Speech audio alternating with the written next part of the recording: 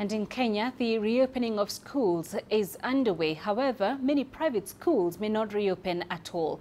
They have for years been largely dependent on school fees for survival, and the recent pandemic forced many of them to shift to other businesses to stay afloat. Some institutions were deep in debt and were forced to shut their doors for good. CGTN's Nagila has that report.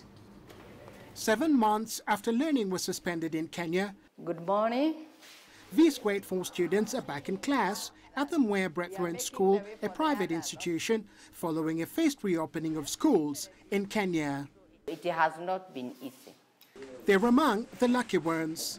Thousands of students who attended private schools before learning was suspended are enrolling in new institutions. It is thought hundreds of private schools across Kenya have shut their doors permanently, unable to cope with the challenges of COVID-19. For those that have reopened like this one, it is through sheer determination.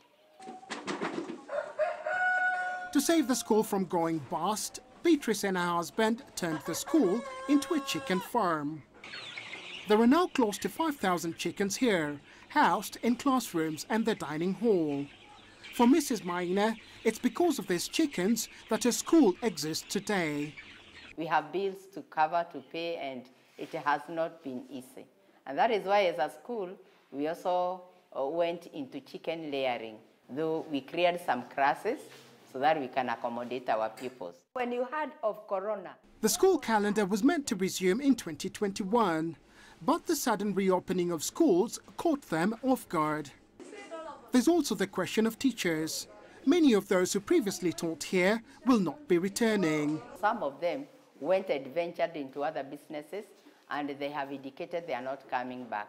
So we will do interviews for other teachers. There are those that have come back. And they are needed. The government's considering November as the official opening of the school term. We should be bold enough to continue to observe them for about 1 or 2 weeks before we decide as to whether we can risk having larger numbers. There are plans by the government to provide $70 million in concessionary loans to private schools. But until then, they'll have to fend for themselves. For the chickens at Brethren School, a new home has been found on a farm not too far away. They'll be gone by the time the remaining students report to school. Nagila, CGTN, Nairobi, Kenya.